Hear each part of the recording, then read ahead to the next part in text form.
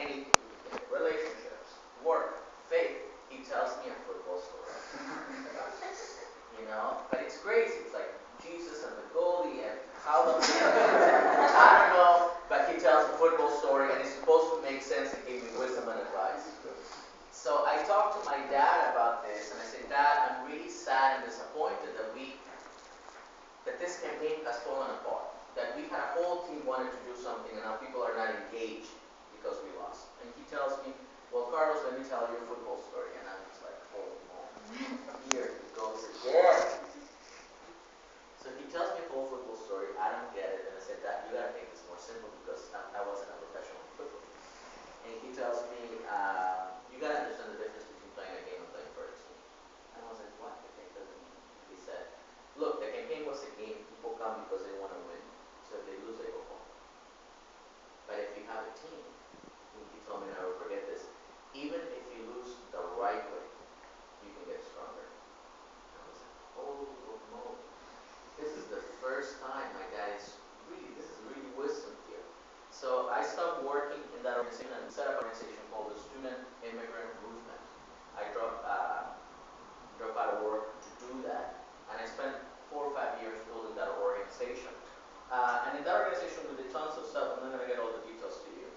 But I want to share one thing before I move forward, which is that in 2006, there was a very anti-immigrant law, very punitive law, that passed in the House of Representatives for the U.S. Congress. The law was crazy because the law said that if you were a taxi driver and you were caught transporting undocumented immigrants, you will go to jail. The law said that if you were a pastor or a priest in your church and you had people in your congregation that were undocumented, you will go to jail. If you had a friend, I'm not lying to you, you will go to jail. So it was a very extremely punitive law that really polarized the whole country. And in 2006, more than 40 million people marched across the U.S. This is one picture.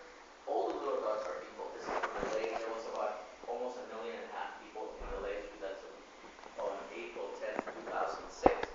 But this had been, to date, the largest mobilizations in U.S. history on any issue.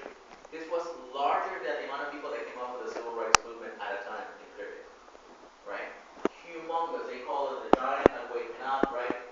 And this really shifted the game. And I was really engaged in this when I was organizing.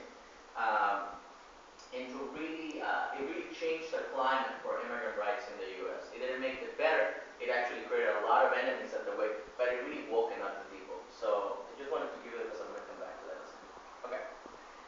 A couple of years later, when I graduated, actually at the time that I had graduated high school, because I couldn't go to school immediately, I had made a promise to my young brother, his name is Rodrigo, or you can call him Roger, so it's his name.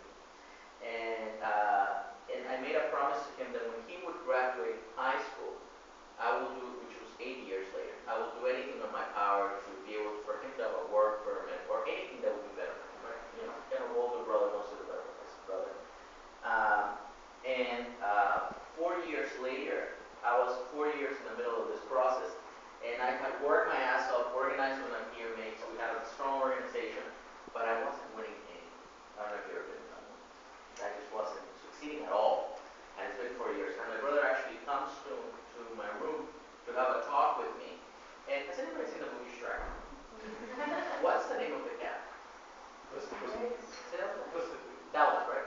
Puss in Boots? Is that what it's called? Okay. And do you know the eyes that Puss in Boots does? Right? My brother comes to my room with those eyes. And he comes and he actually had received a letter that said, "Dear parents of Rodrigo Saavedra, your son has won a scholarship to go to China for a whole summer with his parents." Right? He's super fucking excited. But he knows he's coming to ask me not to get permission, but for legal reasons. So he comes and asks me, "Carlos, can I go?" I literally couldn't say anything for 30 seconds, but those 30 seconds felt like 30 days. And I had to say no to him. And when I say no to him, I know I broke his heart. And I know that I broke mine because he's my brother. I wanted to fucking go, but he couldn't go because the same deal with my mother.